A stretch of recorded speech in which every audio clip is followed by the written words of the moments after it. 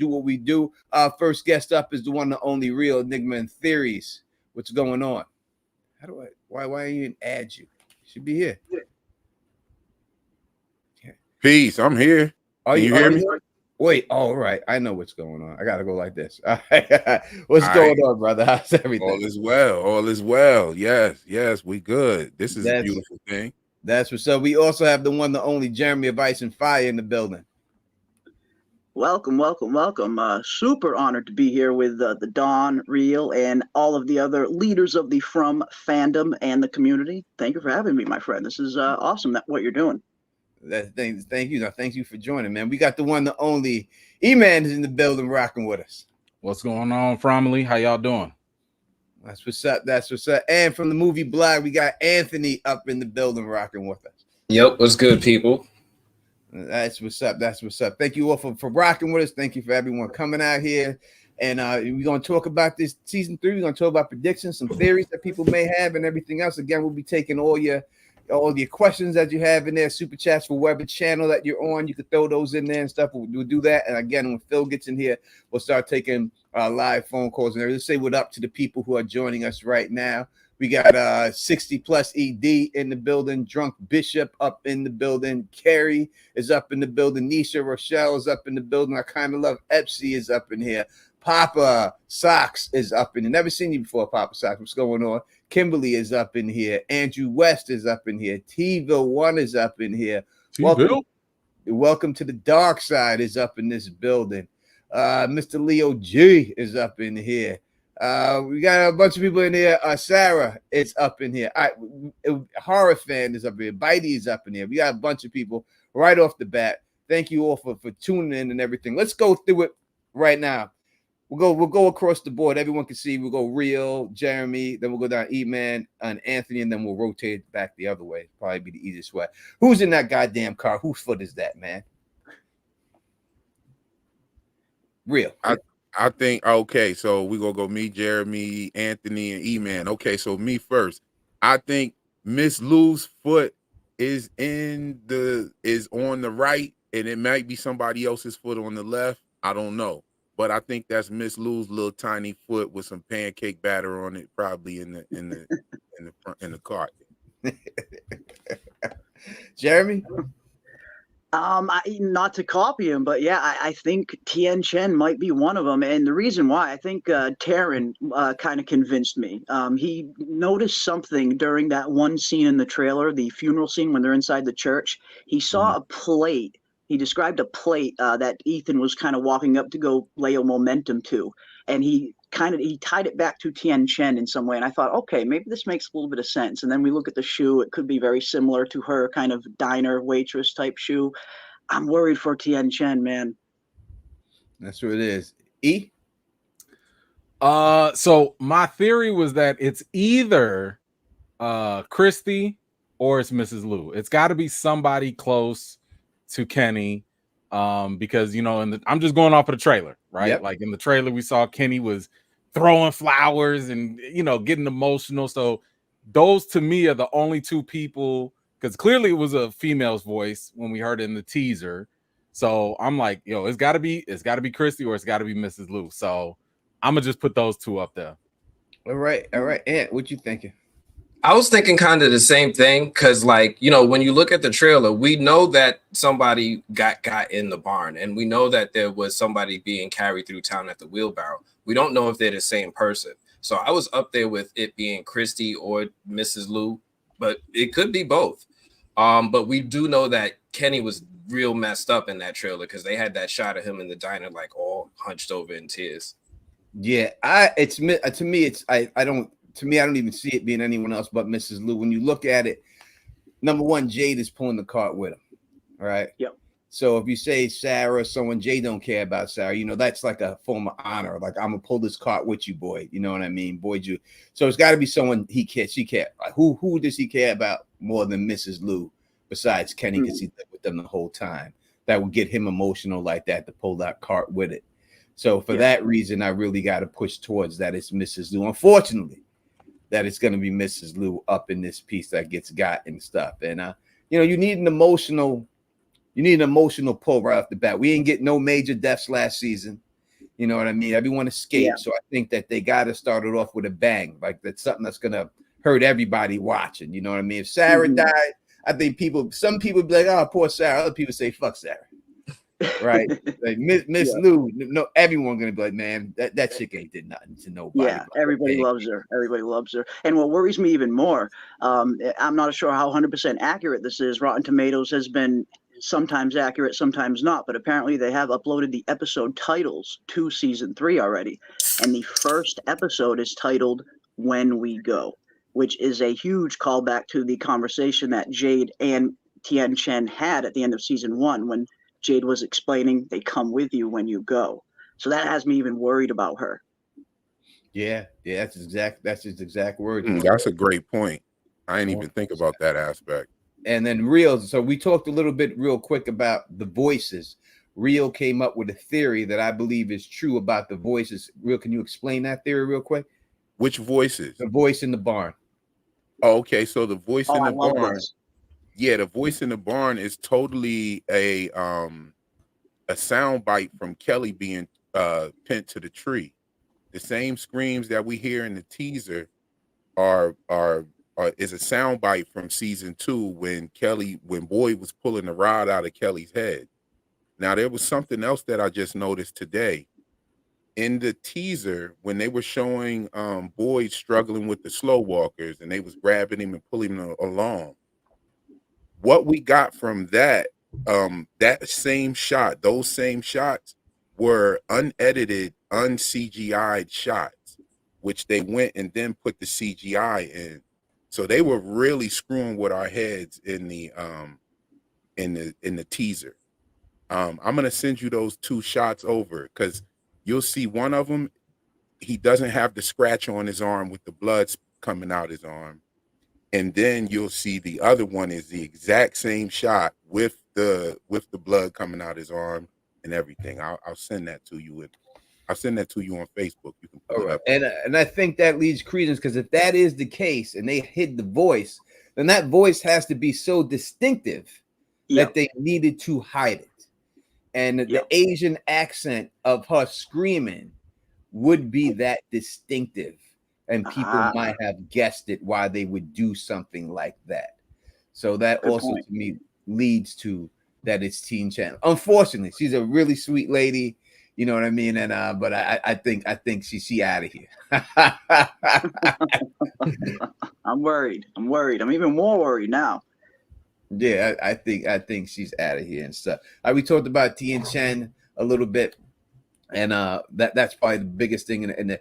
So we'll go. Let me just ask E-Man. We see these monsters. We see the cowboy monster. We see these guys that, like stepping up their game. What do you think is the cause of this whole situation? Why they're having them, be more active than the way they used to be? Oh, I think they're following the trend that they've already established, that these monsters will step it up, right? Like we've seen them, or we've heard before that they used to scream and chase people, and now they walk, and now they slowly torture people, which the teaser is kind of showing that that's the case with whatever's going on in the barn. I think at this point, especially I think it was in the teaser as well, or maybe in the full trailer, we hear Boyd say it was an ambush. Well, who the hell's gonna ambush anything? So maybe now the monsters are setting traps. You know what I'm saying? So like it sounds like they're doing whatever they need to do because this is a game for them.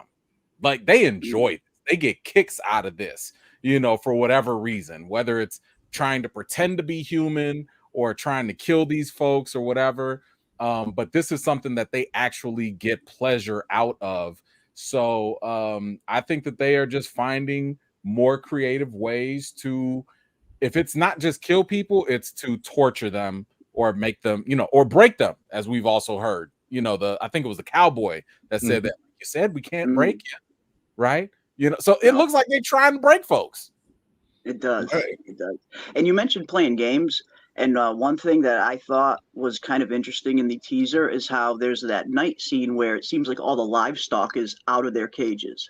What if the monsters deliberately let out the livestock to lure them out of their house, knowing there's a food shortage, and that is more valuable than ever? Maybe that draws them outside at night. That would be devious. The cow's definitely the cow's out of its pen. Out of the thing. I talked about that before. I was like, why is the cow in the woods at night? Like, why ain't that cow locked up like that? And it's funny how the milkman monster of all the monsters goes up and kind of kills the cow. 100%. That seems like a great the proverbial milkman killing the cow is crazy. Hey, that's It's perfect. funny. It's poetic justice. Yo, did you get those pictures I sent you, Tony? I did that on my phone. I'll pull them up in a second for you, bro. Okay. I switch it over to my computer and all that good stuff. Can we send stuff in the live chat, in the private chat? No, not like that. I don't think you can send no saying. Yeah, y'all just jump in. Don't wait for me to call on you and stuff like that. If you got something to say, please say it. Anthony, what are you thinking about these monsters this season? These monsters have been like, I kind of agree with the leveling up thing, because when you look back at the past behavior, every season they have a different pattern. Like season 1, they were just terrifying the hell out of people. Season 2, they started to play with their toys. They started to like pretend like you saw one of them get like behind the steering wheel of the bus and pretend like he was driving it. They started to really want to inhabit what it is to be the humans. Season 3, it seems like we're going to get a whole new level of monsters. I don't know what's going on, but it does seem like we're going to get into something bigger. I still wonder, like, if you look back at the previous seasons where they had all those drawings of some of the threats that happened to people that previously stayed in the town, I'm wondering, like, is it one of those things coming back, right? Like, is it going to be another reanimation of one of those previous threats coming out to a challenge to us when they reach this new level? So, like, I've been observing it, but I have a lot of ideas of where it could definitely go if they're continuing this theme that there's like previous rounds and things that can happen as things escalate. Please tell us. Let's go. I mean, like, we already seen, like, this was in Victor's drawings, there was like a flood, right? We seen that there was a flood. I think there was something about a giant spider. We've seen spider webs throughout at the end of season 1, but we haven't actually seen a giant spider yet. So, like, there's still like a whole bunch of other threats that I'm like waiting for them to pop out with as they go throughout the show. Yeah, there will be a flood. I can guarantee. And me and Phil talked about this, and he just popped in. He'll be in a second. And he asked me, did I think it would be this season? I said, no, because that's going to be expensive, right? It's going to be expensive. It's going to be costly. That's an end game thing, the flood. They're going to do the winter thing now.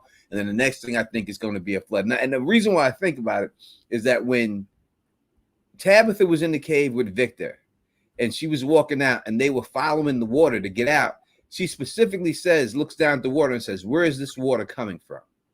Like, it should not have been coming from that hill she was at. And to me, that makes me think that there's these people who control. I think that's when people get at a certain length. I think they flood the town, kill everybody, and then they start over with new people. And that's how they end the whole thing. Like, all right, we're going to flood this town, kill everybody out here. Let's get them out. Let's start the fuck over and start this experiment all over again. Because it made no sense for her to say, where is this water coming from? This is a throwaway line. And that's exactly what she looked down and said, and then followed it out. So it was unnatural. And that's why she said it. Like, this water should not have been coming out of there. So to me, I think that there's pipes and they flood it. And I think the Fatima monster, and I think that's how it's going to end for Fatima. People talking about Fatima. We'll talk about her right now. I think that's how it ends for her. I think that monster that we see is Fatima. I don't know if anyone else agrees. I think she's going to drown. And that's why that monster was trying to drown Elgin. And that may be how Elgin gets taken out in the end. It did look very Fatima similar in terms of the hair length, the kimono, and just the very vibe of it. And you mentioned whatever's in control of this place might send a flood. And we have seen whatever is in control of this place, they have some very crazy control over it. We saw what they did to the Matthews house in just the Matthews house alone. So who knows what else they're capable of sending to the town.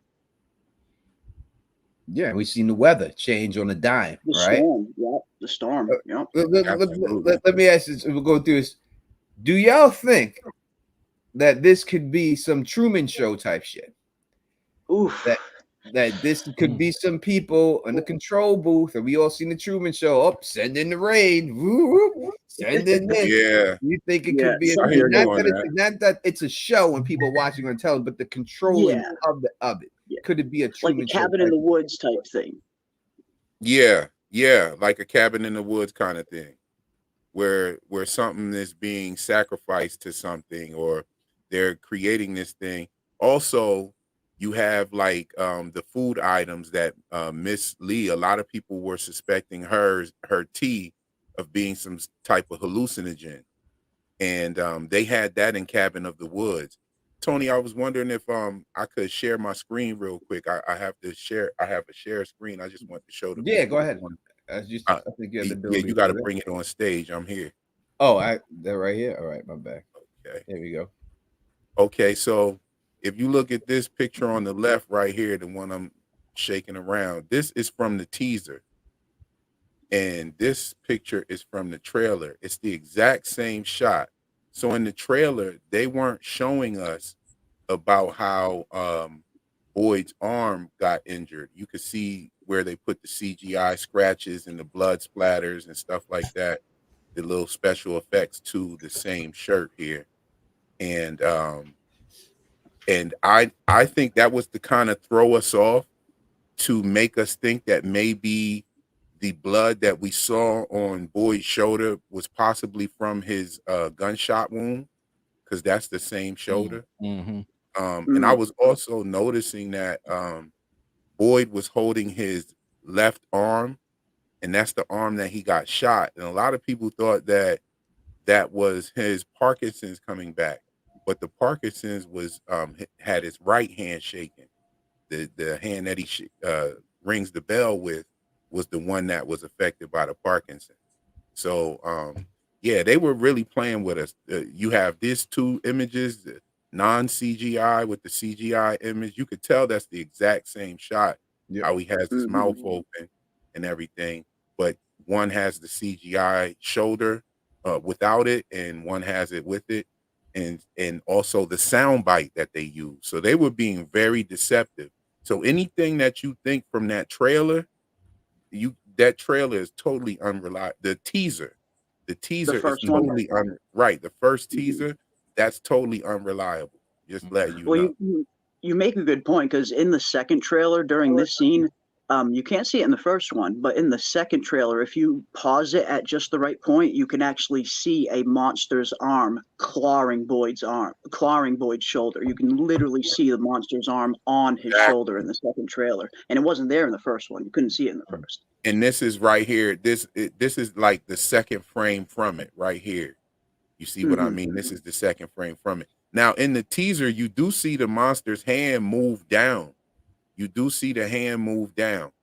Now, there's another thing that a lot of people were noticing is the blood stains on Boyd's shirt. And it looked like the letters VT.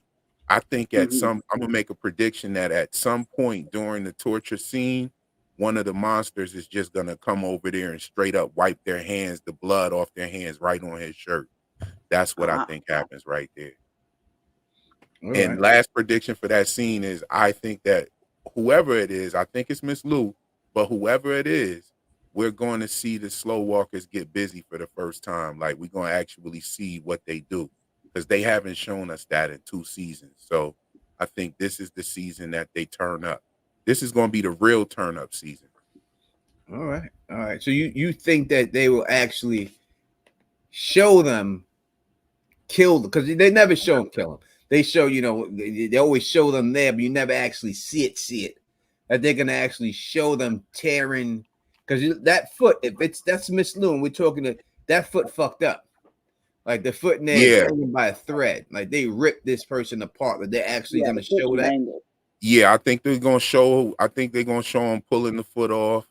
I think they're gonna show them digging her guts out, like like she's just a pot of ice cream, and they just scooping out the middle like that. Like, I think they're gonna do all that, and because we haven't seen that yet. And we also, in a Comic-Con interview, heard Harold and David say that they both said that this season gave them nightmares.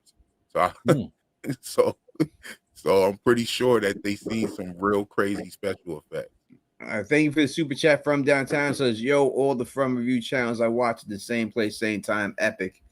Thank you. Hope we do a lot more of these. Hopefully we get together and we can do a lot more of these and keep this thing going and everything else and all that good stuff. All right, let's talk a little Fatima. Phil, I see you're not there yet. Are you there? Yeah, I'm here, but I absolutely like the fact that they're showing another Claw situation, because I guess the only person that we did see kind of get killed on screen was Father Cautry, but that's a very offshoot kind of death if you think about all the other deaths on the show, where the monster seemed a little bit different. It sort of quickly zerged and like got real quick and kind of reached out, almost seemed to have a Mr. Fantastic stretchy ability at a certain point in time too in that kill, or it was just a flash. So if the Freddy Krueger slice or just the claw aspect of it comes back in that next one, and that was a great breakdown of those two moments with Boyd. But I would love to see the slashing of some sort come back, and the Cautry death is an interesting one compared to all the other ones. It's almost like it was willed to happen, like it had to happen in some way. No doubt about it. All right, let's talk Fatima. What's the predictions for Fatima? This season, I keep wanting to say Fatima, but I know it's Fatima. But but Fatima predictions. Fatima. Anybody just go whoever you want. I mean, like I've been calling it from the jump. All right. Demon Baby is on deck. Like, yeah, it's not looking good. We ain't never seen nobody pregnant in this place. There's nothing good that comes from this place. And I was talking to Pega during a interview. Shameless plug, go check out that interview, please do. But we were joking about it, and we was like, hey, what you think she gonna have? What do you think Fatima's gonna have? And she was, I mean, she's not confirming nothing, but she was also on board with the Demon Baby on deck. So that's the only conclusion I got right now. Yeah, the Nightmare on Elm Street Dream Child situation happening. Yes, I think Poltergeist, all of that. 100%. I think the biggest thing is, and I always say the wrong term. I say gestation period instead of incubation time. I think there's going to be a short incubation time as well. This isn't going to be a full 9 months. I think that's I think we will see the pregnancy, the gestation period. Episode 4. Episode 4, baby's coming out. 100%. Before the halfway point of the season, that baby, that dream child, Freddy Krueger's kid, is popping out. I'm 100% with you on that one. Yeah, she's not looking good, and we even have the very foreboding foreshadowing from Ellis in season 2, with him always having the thoughts of the baby being born with fangs and claws. It's like they're almost kind of telling us this is not going to be a normal pregnancy. Yeah, I agree. Yeah, especially. I'm thinking accelerated pregnancy, and my theory is similar to the Demon Baby on deck. Like, I'm with E-Man. Like, I think that Donna got this girl pregnant, helped get this girl pregnant. I say, like, I say that she helped to get this girl pregnant. Like, she healed her. She helped to heal Shorty, and then she got pregnant, and they're using that as a vessel to bring some entity to play. So that's what I think. I think that Donna's got some shit with her. She's giving Victor the peaches to erase his memory. And now that the peach is gone, we see shit coming back to him a little something. We see him acting a little different. He's being a little bit more forthcoming about details and shit. And then we also see people at Colony House healing. And I think maybe it took a whole year in Donna's gift for Fatima to be totally healed. And then she's pregnant. Now she's pregnant. And I think that Donna has been trying to facilitate a vessel. This is why she would advocate for Julie to separate from her family to come into the Colony House, maybe because she needed young, fertile women at this place so that she could facilitate a child for this demon or entity to come through. That's my vibe. The Donna Epstein theory is wild. Yeah. Nah, that's the Donna Diddy. That's the Donna Diddy theory. The Donna Diddy Epstein. Yo. Donna holding that dude back in place like, you ain't pulling out, boy. You doing? Yeah, they right up in there. Yo, because I mean, think about it. Like the original script for From Colony House was supposed to be way wilder than that. I remember my brother Taryn Matheru telling me that Fatima, that scene where Ellis was painting Fatima and Boyd comes in, she was actually supposed to be naked in that scene. There's supposed to be a lot more drug usage and orgies and shit going on at Colony House. And they kind of alluded to that with, you have a family with young children sleeping on the floor, and 10 feet away, you got a couple having sex on the couch. So they kind of allude that Colony House is this wild place. And I just think it was toned down in the actual production. And so boom, there you go. They got to make it marketable. Yeah, you listen, that was a big person having that sex too. That wasn't, right. Colony House don't discriminate. No, not if you up in that piece. Listen, I'm up in there. If I'm living in that lifestyle, if you like me, I like you. I mean, you ain't got a lot to pick from up in there and everything else. You going to take more cushion for the pushing. That's that's how you. That's what makes what Porn Stash did all the more stupid. Like he just really worked his way through the whole situation, and then he's like turned into the monsters. He's like, I'm so bored. I'm turned into that Porn Stash. That monster. That's hilarious, and I know exactly who you're talking about. Yeah, Porn Stash is Tony the funniest name. The big dummy. I know who you're talking about. Yeah, I thought Miles Davis was funny, but when I heard these guys saying Porn Stash, yo, come it's so accurate. It's so accurate. It's very 70s Porn Stash. Now that I think of it, that's very, very fitting.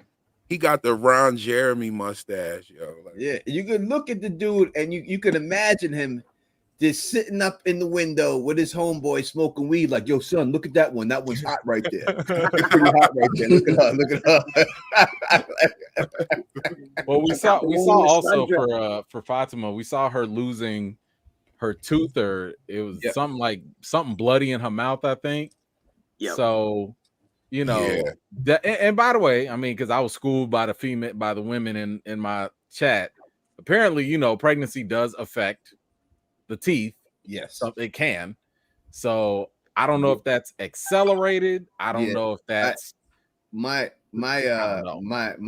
baby's mother's sister lost all of her teeth because she didn't drink enough milk, and the baby took all the calcium from her teeth. Right. And pulled everything out. Oh, yeah.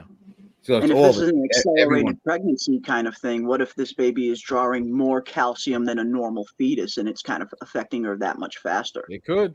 My wife had all these cavities with our first kid, so Yeah. So what if I'm thinking by the end of the season she goes into labor, because Ellis and Fatima's wedding was the beginning of the ending of season 2. Like there were 5 main events. You had Ellis and Fatima's wedding. Then you had Boyd going to get the torch. Then you had Jade in the tunnels. Then you had Tabitha at the lighthouse. And I would say the 5th was a couple of days later when Tabitha wakes up in the hospital. So those 5 things, and I think we'll probably have 5, hit cliffhangers again at the end of season 3. And one of them might be Fatima going into labor. You think she goes into labor at the end of this season? I think so. Okay. I think she gives birth this season, maybe even halfway through the season. Like what E-Man was saying, I think by episode 4 or 5, that baby in one way or another is out. I know people. They're gonna cut out when everybody sees the baby. Like, what the cut? Yeah, people say that the monsters were gonna pull the baby out of her belly. Ew. That's what I heard. Taryn said that might be what's going on in the barn scene, because they also have that nurse monster in there. Yeah, so that would be crazy. That would be real crazy. That would be if we go by the title of the episode, and we're saying that that's the same thing that Jade said to her. That would be that barn scene, if that's what it is what 1, 2. If we're saying Mrs. Lou gonna die, and that's the title, that would be episode 1. If she's the person that's in the barn, if she dies some other way. But it seems like she's in peril when the cows are outside and everything else. So you would think that it's going to be at some point then if it was some type of situation with Fatima in the barn, that's the barn situation they're doing. Episode 1, they couldn't pull that baby out her ass. That would just be too much. They would have to give it a little bit. Yeah. That would just be too quick. Luna Cascade saying for the super chat says, do you think Ellis painted the boy in white rather than Victor? The artist seemed to have a more mature hand. Now she's talking about the picture of the boy in white as a grown-ass man that's inside of the title episode. If you look at that picture compared to the other drawings that are there, you can see that picture is a more mature, it's a different drawing compared to what Victor is there. So who painted that picture? And she's asking, do you think that Victor painted that picture up there? I'm gonna see if I could find that. I think so. I think I don't know actually, because there are some pictures in the peach truck.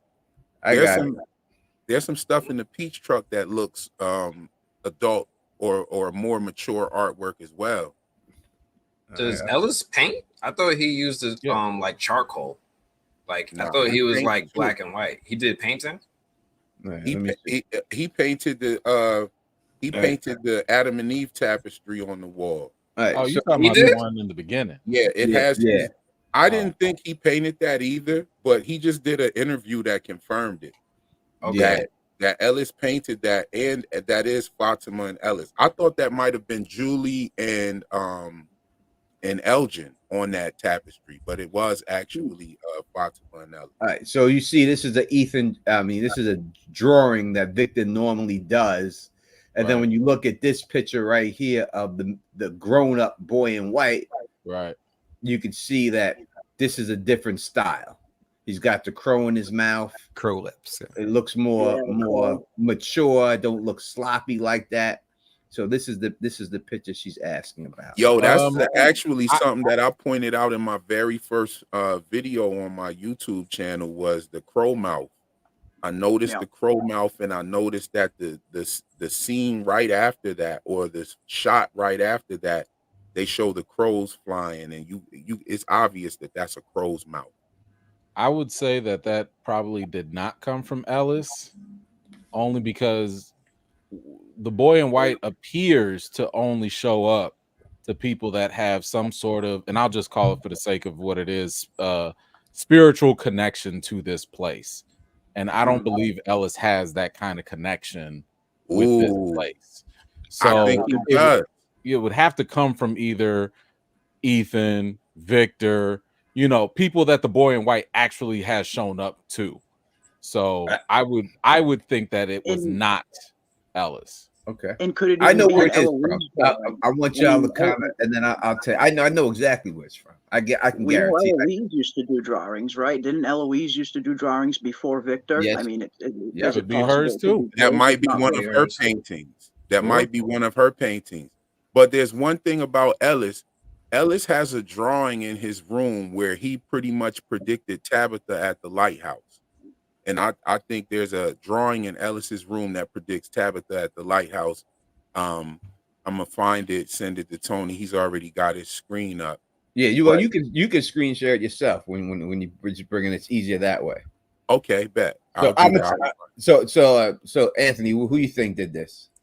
I'm having a hard time wrapping my head around Ellis doing the one painting, because I used to draw, and I understand, as you draw and you evolve as an artist, you adapt different styles, but he was drawing photorealistic stuff. That's why I'm I almost feel like it would be a Victor or Ethan or somebody along those lines as well, because we've seen their drawings. It kind of looks like this is a more mature version of that. All right. Yeah. Phil? I trust the artist on this. I think I go exactly what you were just saying. It's a mature version of Victor. Maybe it's Victor grown up a little bit. I know grown up from this point, matured a little bit. His skills practice. It does kind of look. The more I look at it, it does look in Victor's style. And someone said this in our chat we were doing the other night, Tony. It looks like Ben Linus. If people have seen Lost, it kind of looks like Ben Linus. But it does look like him. It does. I would not be surprised if he showed up too. Yeah, suddenly Michael Emerson, I think that's his name. The fact that they show the boy in white as a grown man, Sarah says in the show that she doesn't think he's a little boy when Boyd asks about him. shows to show that the boy in white is not a little boy. That's some type of avatar. I'll tell you exactly where this picture is from. I don't know who drew it, but I can tell you because I did a video and I put it. I could see I seen it in the video that I did today. This drawing is in the basement that Tabitha goes to find. If you look at that picture when she goes down there, look right on the right hand side. It's sitting right on the floor right there. So I don't know who drew it, but I know it's that that it's in that basement. So that this picture is in that basement. Interesting. So you're saying that this is one of Eloise's drawings? I don't know who did it. I don't know who did it. I just know it's in that basement. Oh yeah, I totally agree with that. I agree with that. I don't think that Victor did it because his drawing is kind of juvenile. You know what I'm saying? However, Eloise definitely seemed like she sharpened up her art skills and stuff. You could see the things that she drew of the Puritan, and there's this painting of like two heads or whatever, and she has the straight line for the nose, and it just totally is indicative of what we see there with that picture. So I think that title credits does show some of Eloise's artwork as well. All right, Coco Beauty, thank you for the super chat. She says, I love the fellas getting together to review From. Now we need the ladies to do a mega stream. I really love this From community. I would love to see all the ladies of From community do a mega stream. Please do it. Please make that happen. Get together and get that done. And Luna says, we don't know when drawing paintings are done. No, we have no idea when they're done. You're 100% correct on that. 100%. Right. And At least from someone from a previous That's round. a wonderful idea, though, to do the female stream. The females get together and do a stream. That's a wonderful idea. All right, Real, you wanted to show this picture? What we looking at right here? What is it? Okay, so we're looking at one of Ellis's drawings, and I am trying. Do you have a? Well, I'm trying to find a picture of Tabitha in the lighthouse. You know how it is with all your From stuff. It's like all over the place. Yeah. Here we go. Okay, so we have Tabitha at the lighthouse. Okay, you see, here's Ellis's drawing, and you can clearly see a woman's face right here. This is a woman's face, and the reflector panes inside of the light. You can see the reflector pane right here. You can see the circles and the outward circles. Now, funny enough, here's another one it looks like as well, another outside circle, but it also looks like there's some cracks here that indicates broken glass, which would be this pane right here has broken glass on it as well. Now, the thing about this, if you look at the lighthouse, you see these diamond structures, the diamond structure here. Yep. If you put these two circles together, that's the pattern that you'll get. You'll begin to make that diamond structure. This is a symbol known as the Vesica Pisces, which is a mathematical symbol that's used to create this geometrical shape. But this is a drawing of Ellis's in his room, and it totally shows a woman's face, and it totally shows the circles of the reflector planes here. And like we're talking, this is season 1 shit right here. So yeah, he definitely I think is connected to this place. You don't know which episode that was, do you? Or would you have which episode? Well, of course, this one is episode 10. Yeah, I know that one. But this one is this. I got this from season 1, I believe. Okay. I got this from season 1. I'm not sure what episode. There's only a couple episodes where Ellis's room is in the play in season 1, and it's one of those episodes where you can see it in Ellis's room. I think it's when he lays on the bed and Julie is in the room and he's in there with his shirt off and he's like, yo, and he gets up. That's episode 2. Okay, so that might be that right there, you know. But yeah, so I think he might be connected to this place. And you know, Fatima says that this place kind of messes with people. Also, Kenny said that people see all kind of strange shit in this place. So it seems as though like people have had visions in this place and they have talked about it to others. But yeah, that was I feel you on that, but I definitely think he might be connected to this place for sure. All right. That's what's up. Yeah, y'all send your super chats, especially if we streaming. I'll read all super chats from whoever's channel that you're putting. I can't tell whose channel it is, so I'm just going to read it as a super chat, and that's what it is. So I'm just putting them up there and everything else. We got another which from Elizabethity 213. The name Elgin is the name of a watch company. Do you guys think that could mean his character will have an effect on time there? Thank you, guys. Interesting. Oh, and thank you for that super chat. That was on my end right there. I appreciate that. And also, that's a very good point about the watch company, because watch companies deal with gears. We saw the gears in the tower. We saw the gears at the on the music box, and also we saw two clocks that are at Colony House, a grandfather clock there, one in the tunnel. Jade wears a watch. Randall has a digital watch, but the nurse monster actually has a watch on her breast that's upside down. So that's pretty dope. And Anybody else has generosity on the super chat. Anybody else has any takes on this? Anybody take? Yeah, I think it does mean a little something here. I think that when you deal with time, you deal with relativity.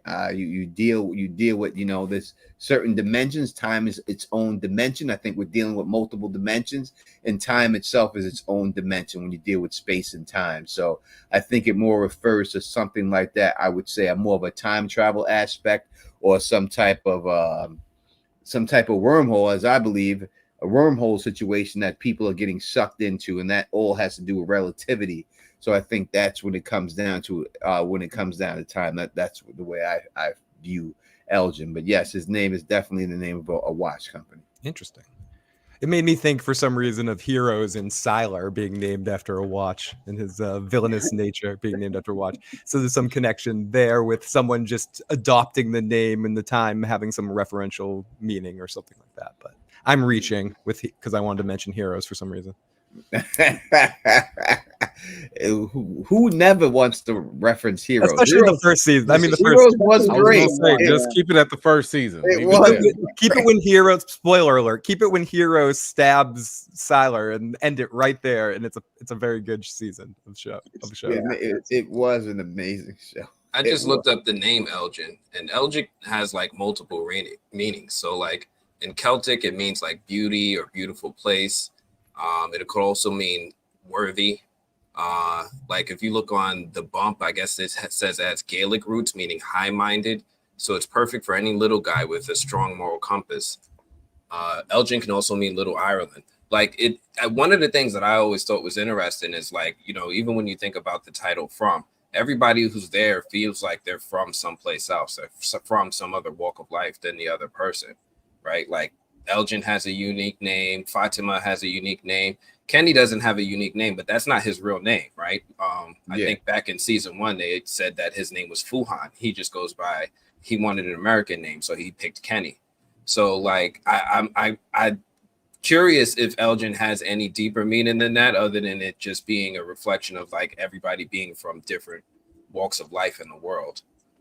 Yeah, what do we know about Elgin? Let's go through Elgin's character real quick. He comes, he's on the bus. He says and he says specifically he's not supposed to be here. He throws up. He has the seizure. He goes through his whole thing. Then he tries to pick up this one chick that says like he's macking on Sarah. Do your thing, homie. And then he has the dream of the Fatima monster that I believe drowning him. When I interviewed him and he came on the show, he said that it wasn't just a little bit of water that came out of him. It was like a whole pond that came out of his mouth that they didn't show on screen. That's the way he was told when he was acting, that what it was supposed to be like. And he says he's seen the boy in white. That's what we know about him. Like, why did the boy in white show himself to Elgin? Like, and why to tell him the same old nursery rhyme that the town already knew about? Yeah. Why did the boy in white tell him? Then the boy in white says that nursery rhyme, because the boy in white is evil. People, I'm trying. Hey, let's go around the horn real quick. Who thinks the boy in white is good? Who thinks the boy in white is evil? And y'all in the chat, y'all can answer this question too. Who thinks the boy in white is good? Who thinks it's evil? Phil, we'll start with you, then go around everybody. I think the jury's still out The boy in white could right now No fence riding, Phil. is No gray. The boy in white. Then he's selfish. He's a narcissist. He's working for himself. He's working for himself. All right, real. I'm not sure. I'm totally not sure. Like I really don't know if he's good or evil yet. I think he might be working for an evil faction, because I think there are two factions. We saw the crow getting eaten in the tunnel, so that kind of makes me think that there's two different factions or more. But I, at the same time, I think he does things that he's not supposed to do. I think he helps people with sometimes, and I think he kind of cheats for the other side at times. This is a lot of middle ground we're hearing here. Can we get some answers? Can we get some answers? I think he works. I think he works for the evil one, but I think that he wants to help the people sometime as well. You know what I mean? Because why apologize to Tabitha before tossing her out the window like that? He could have just tossed her out the window. Like he could have said, right. You know what I'm saying? He's a polite guy. Like, if I had to smack you to wake you up, I might say sorry too. Things I do for love. I don't know. So I'd say that he works for something. He works for an entity, but he works for the bad guy, but he does good things. I don't think that. I think that in movies today, I think we got kind of past the good and evil being a black and white situation. I don't know. He's in white. Jeremy. He is in white. I've gone back and forth on this 100 times too, because there's some things that point to him potentially wanting to help, but then you can't ignore all the incredibly sus things about the boy in white at the same time. Yeah. I'm starting to think that maybe he's not good or evil, but it's simply like you mentioned a little bit, real, that maybe he just has his own agenda and he's using pieces on the board to achieve that end. If he has to use the town, he'll use the town. If he has to use something else, he'll use something else. If it comes to a point where he has to do something that would harm a member of the town, maybe he'll even do that. So I tend to think it's not a good or an evil thing. I think he's just got his own agenda entirely, and we're not quite sure what it is yet. All right, E-Man. I'm gonna go off of the evidence, and I'm definitely open to hearing you guys explain what you think he's doing that's evil. But so far, I've only seen him do helpful things. I don't know if he's some benevolent, type of entity or whatnot, but I do think that he is more good than he is anything else. Because again, I haven't seen it, but I'm open to hearing why you guys think he's so evil. I ain't see anything to show him just being evil either. Like, he's only been helping people the whole time. He does show up at odd times, and he isn't like that type of person that shows up when you need them, but he's definitely not doing anything, or at least I haven't seen him do anything that really pushes the idea that he's evil. All right, let's go through it then real quick of what the boy in white actually did, and let's look at it, what it really did. All right, so we look at the boy in white. He tells Sarah and Boyd to get inside the tree. Sarah gets sent back to town where they want to kill her. All right, that's where she winds up. They want to kill her ass. Boyd gets stuck in the well where there are creatures out of there that could possibly kill him, and he gets infected by these worms. Didn't seem like did he die? He did not die. Neither of them died, but nobody died. They could have died. It wasn't like that. Maybe can't control that. When did they go into the tree? When he told them to go in the tree, while they were walking, when they were walking, it was and the horn was blowing. Yeah, that was right after they got dragged, right? After they got dragged. It was after they got dragged. Then they started walking for a while, and then they saw the lighthouse. But then they started. So what was the alternative if they did not go in the tree? They go to the lighthouse itself. Is that what would have happened? Because it seemed like this entity or this place, because the boy in white confirmed this place is mad or that's it's what he angry said. Or that's whatever. What they confirmed. That was his thoughts. He confirmed what they thought. Because Sarah was like, I think this place is angry, or somebody said that earlier, and he was like, yeah, you're right. Yes, this place does get angry, or it is mad. Mm-hmm.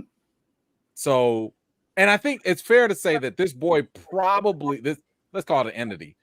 The boy in white entity is probably more connected to this place than anyone else. Is that fair to say? Yes. So Probably. I would think that unless we have otherwise to believe he has ulterior motives, he's probably telling the truth about this place having feelings.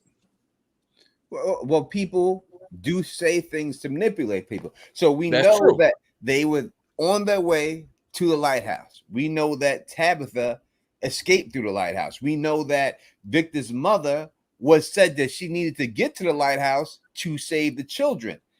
He prevented them from going to the lighthouse by telling them to get into the tree. Yeah, So if he didn't say that, it wasn't like there was this was a lightning storm and there was lightning flashing. It was raining. It was raining. Just rain. You know what I mean? It was raining, and they would be. And if I'm not mistaken, there was like some sort of siren, maybe even dogs barking. There was something going on that happened at that moment to make it seem like something was about to escalate.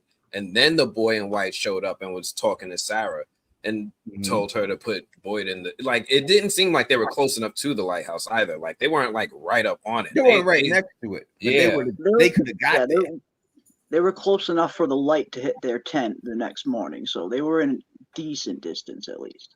Yeah, I mean, it does shine light pretty far. So like they still, depending on whatever it was that he was warning them about, let's say there was some real threat out there in the woods, there's no promise that they would have reached that place before they got caught by whatever was out there, or that they would have had protection when they got there, right? Like, maybe the talisman would have helped them. There was probably a bigger unforeseen danger in the forest had the boy in white never intervened. We already know something crazy. There were spiders out there and more mysterious things that we have no idea about.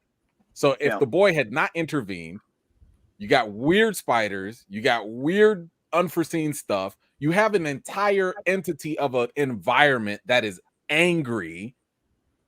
You want them to face that versus going in the tree and at least having a chance of survival? I gotta agree with that. I mean, listen, because if they would have tried to make it to that tower, as far as that tower was away, it would have been meatloaf. That's right. That's the point. We don't know. All we know is that and it was getting dark. In the forest is bad. It's bad. It gets worse. Well, and Boyd was very weak too. So if he was going to make it to the tower, it would take him even twice as long because he was so weak at that point. He could after barely the spider walk. bites because he wasn't pretty far from the tower though. And he wasn't turning into Spider-Man. He was kind of failing at that point in time. He wasn't getting superpowers. They weren't the radioactive kind. And let's got a super chat beauty. I'll take the super chats in a second. I got two of them up there. I'll take them in a second. Let's just finish the conversation real quick. Keep going. I was gonna say, like, Victor, if Victor is reliable enough, okay. He said that and keep in mind, he used to have conversations with the boy in white, whatever they talked about. I don't know. But if we're to believe what Victor says, the trees take you at random places. So I don't think we've had the closest we've had to some sort of well, I don't think the boy in white has ever said, like, if you go into the tree, you go to this specific place. And I don't think he controls the trees. I think the trees are controlled by the environment. But if they are like dimensional portals or whatever, they probably just take you to random places. But you might show up under a boulder, or you might show up at home. There's one tree that has a. But I would say this, E. If that is the case, then how did Victor know to draw the face on that rock, drop it there? He knew it was going to fall down there for Ethan to see. That's a fact. He didn't know where it was going to drop. Well, he drew that. Yeah, how did he know? How did he know that he was going to be able to demonstrate the faraway tree? That it worked. He drew the face for a reason. He showed it to him. He put it in the tree. We don't know that he knew that it was going to do it. Look around. It's not like he was like, "Hey, look over there." He was just like, he did grab Ethan, and then it fell, and he was like, "Oh, see." He was afraid it was going to land on them, so it did kind of seem like he knew it was going to land there. He even grabs Ethan and kind of steps back so it won't hit them. It did kind of seem like he knew it was going to arrive somewhere close. He knew he was going to be able to demonstrate it to Ethan. That's why he drew the face on it. He knew that he would. And then the craziest part is the face is not even the same face he drew on it. Unless, is there some kind of difference? Is putting an object in a faraway tree different than having a whole human go in? Is there a different mechanism? Oh, that could be a thing as well. But I think for sure, they the said faces on the rock were different. I think they said something about the trees having or they implied like a temperament. Like they send you where they want to send you. Mm. Right. These but Victor, he wanted to demonstrate he wanted to demonstrate the faraway tree, and he was able to demonstrate it. Why didn't his rock just go? It might have just been that the tree wanted to show them. Like Ethan is special, right? Like it's not like he's a regular person, right? So he's somebody that sees the boy in white. And if there is some truth to the trees having a temperament, they might have wanted him to start to understand. Okay. Yeah. We've seen the trees do different things at different times. At one time, it did just put Boyd into a well where he got stuck. But at another time, it took Julie to safety as far away from Colony House as possible. Yeah. Like he knew, and the boy in white pointed them into that tree, mind you, right? Okay. So like, there's a implication that the tree does send you. Where I will say this: when he did see that with Ethan, he specifically says, "I've never seen this tree before." No, like yeah, he doesn't. That tree, he says. So you could say that if he's mapped out other trees, he may know what they're going to do. But he specifically says, "I've never seen this one before." Writes a smiley face on the rock, drops it, and knows that he's going to be able to prove to Ethan what he's saying is true from there. You know what I mean? So I don't know about them being temperamental or anything else like that. You know what I mean? I think someone's controlling where people go. And that's what it is. Now, if y'all want to say it's magic and it's the place, then that's on you. That's cool. But I don't think they're random, these trees. I think it's like a D&D random dice roll in some times when you go in there. Dice roll too. And it's like sometimes there's odds that you may get to a certain place more often by going through certain trees or certain areas of the forest that get you to certain places, but it's not common. It's like going through a warp zone in a Mario game that maybe it will get you to this land, maybe it will get you to that land, but one time it will get you to the underwater land. You know where you're going. Sarah and Boyd went through the same tree and went to do two different places. That to me proves the whole dice roll thing. Yeah, we have two different instances. I mean, but they both ended up where they needed to be, though. Fair, right? Like they absolutely both ended up where they needed to be. Boyd ended up where he ended up getting the worms in him that actually helped him move on to the next level, right? If he never would have gotten those worms in him, he would have never been able to carry on into the upper levels of this game. Sarah had to go back to town. Her point out there in the woods was done, and she's played her role. She's played her role. Yeah. It does feel like everybody ended up where they needed to be at that moment. I mean, they sent her back to town. They're trying to murder Sarah, put her in the box. Yeah, that's Sarah, but they did it. That's a but they didn't. Problem. She brought that on herself.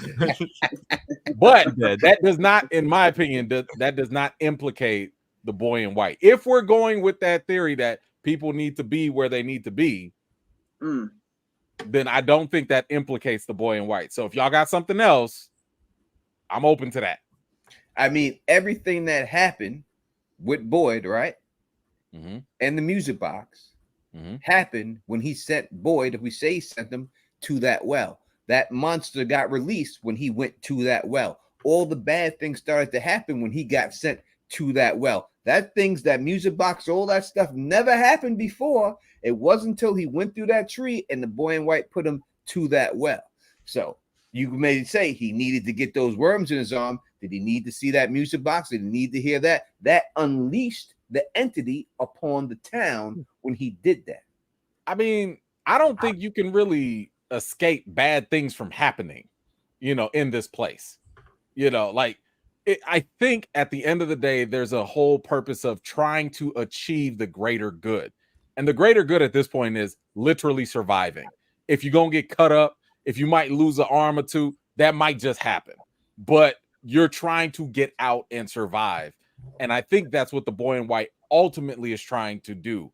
He's not trying to protect them from every single evil, because you're literally in an environment of evil from what this appears to be. but I think he's trying to at least help them survive. And as Anthony said, Boyd did move up. He leveled up by going. It was rough. It was definitely some rough patches, but you know, shout out to But the now people he that knows died. there's But, Yo, I more. want to say, I want to Every say a level quick has thing a real boss. quick. and they I killed a think monster too. Come on, And I think that what unleashed the thing on the town was Boyd opening up that bottle with the 1864 date in it. I think when he got into the faraway tree with the with that 1865 note in his pocket, that is what made him go to Martin. And I got a screen share for you right here, Tony. Check this out. Here it is. When Victor draw on the right, you see Victor where he drew the rock on the rock, and then you see when he picked it up off the ground and showed the face to Ethan. It's two different faces. Yeah, you got to bring in that left hand one so we can see it clearer. If you can. And also, it looks like two different rocks, to be honest. It looks like two totally different rocks to me. But definitely, there's no doubt that's two different faces. One's much better circle. One looks like it used a compass. The other one was drawn by someone that didn't quite know how to do a circle. Right. The mouth was even messed up. The mouth has like a straight line, like it was smirking a little bit. This one is like the Walmart smiley face on the other one. Perfect. Yeah, that's like a perfect one. So I definitely think that there's something up with that. I don't know if that's a production goof or gaff or what, but I definitely think something's up with that one. Is that deliberate or is that just the just a production error where they prop error similar through Smiley? I think I heard them say in an interview that they were filming like they had to reshoot the next day. Somebody was like, "Yo, just make another rock." Yeah, no one's gonna look at this. They'll never know. No one's gonna do that. No one will ever film this. Nobody. But the boy in white, I think the shadiest thing that he did, and the thing to point out is what he did to Tabitha. And we don't know yet if that ends up being a good thing for Tabitha. Does that level up Tabitha, or does that put her in a fucked position? It's to be determined. If Tabitha ends in a fucked position, I think that helps us dictate a little bit more what the boy in white's agenda is. But he did apologize. You know, he pushed her out. He pushed her out as we talked about earlier. Like he did it in a very polite way. So that means he's nice. But no, he did push. He pushed someone out a window, and she was scared. There's people who beat their wives and apologize the next day. Phil, don't give me that apology stuff. I was speaking apology stuff, Phil. I don't want to hear that. I didn't hear the cicada monster apologize to nobody. He was laughing that he tricked Boyd. Okay. I agree. Does the boy in white potentially want Tabitha to bring something back from? Like, did he send her there for a specific reason? I mean, like you said, he does say, "I'm sorry, this is the only way." What do you mean this is the only way? He has to know that she's probably going to do everything in her power to get back to her family. So is there something that she's meant to bring back with her, or someone that she's meant to bring back with her, like Eloise maybe? All right, real quick, let's go. Right? Let me just say these super chats. Let me say them. No, we don't know what happened to Eloise. We don't know if she's dead or not. We have no idea about Eloise right now. It says Coco Beauty says maybe Elgin was born with a cow and he has spiritual gifts. And then From Downtown said in the latest interview, Donna talked about doors that led to different levels of Fromville. Did she say the exact words "different levels" from Fromville? I didn't see the interview. Is that what her words were, different levels? Because I heard that she said different ways in and out of Fromville. That's what I heard she said. So I got that interview on my watch list. I'm definitely gonna watch that shit. I haven't seen it and everything. So thank you for the super chat and everything else. But yeah, I mean, I don't know. I just think that it's too cliche to have this little boy in white, all white, be the good guy. I just don't think it would run, especially when you hear Sarah say, "I don't think he's a little boy." I showed you the picture of the guy in the same exact clothes as a grown man, right? Same clothes as the boy in white as a grown man. I don't see him. So what do you think he is, a pedo? Like that doesn't make him evil. Like just because he's been around for a while, right? Like he was a little boy ever since Victor got there in the 70s.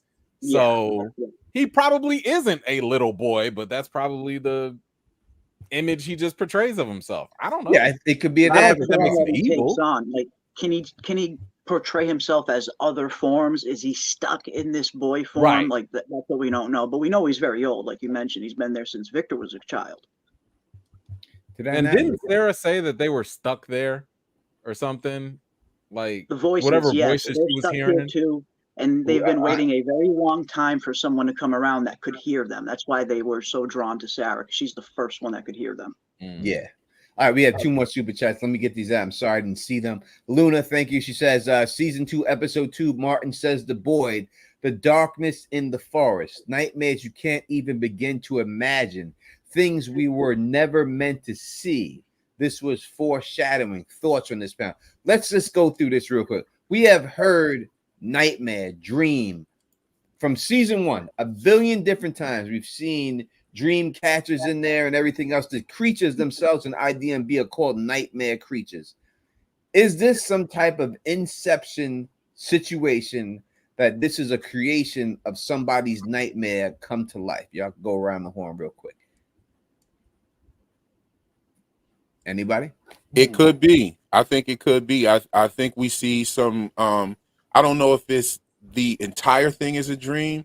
However, we do see like dreams, visions, premonitions, and they're all kind of falling under the same category actually. Even though semantically those things are different by definition, but they seem to have some of the same purposes. Like we seen Boyd bring back that torch from wherever he was. Yep. But that's very that's very much like Kenny brought back the burn mark on his arm from his dream that we know it was a dream. Exactly. It's very similar to how Elgin brought back water from his dream of being drowned. So maybe Boyd's whole situation was a dream. As a matter of fact, maybe every single time we saw the music box could have been some sort of dream or vision, hallucination type of thing. So I think that all of those things can exist at the same time. Well, that's the thing. We have seen that things inside dreams or things inside visions, they can be physically manifested into the real world. That much the show kind of has established, like you mentioned, with Kenny and the burn, Elgin waking up, spitting out water from his dream. So things can be pulled into reality from a nightmare dream sequence. And we hear that kind of theory early on where Sarah's brother has, where she kind of thought that potentially when people die here, their worst fears, the forest manifests their worst fears. So we have seen things can get brought in here from people's worst nightmares and dreams, kind of. And it is interesting, even voicing it in that way. You're describing things from Nightmare on Elm Street movies, what Nancy could do, or what Christian. And that's even how they describe season 2 towards the end. Some of the creators, they even said it goes into kind of Nightmare on Elm Street territory. They even said that. Interesting. And talking about manifesting real things, I mean, whether Abby coming back in a vision that Boyd saw was a nightmare he has of his past and seeing her within the spiders, and then that sort of masking something that was really happening in the real world too. So I don't know how nightmares fit into this exactly, but I do think it's connected somehow. I mean, like you were saying, Tony, they're called the nightmare creatures, or at least that's how they've been labeled by production. So it seems like that's for a reason.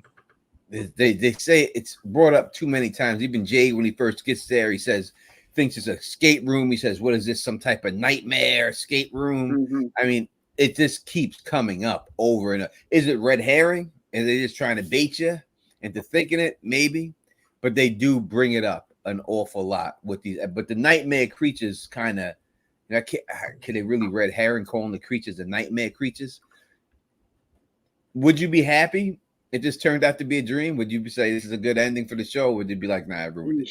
Nah, I think that'd be kind of whack if it was all a dream. Only because we've seen other elements at play, like witchcraft and or like the talisman. Like how is that a dream? You know what I'm saying? Like, so I would be more in line with the fact that we've seen that there's a psychic element going on.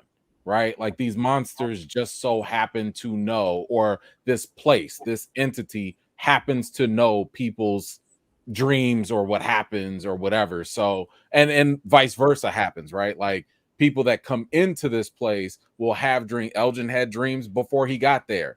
Ethan has had certain dreams of Victor's room, when he first got there. So I think that dreams are probably just another way in and out to tap into Fromville.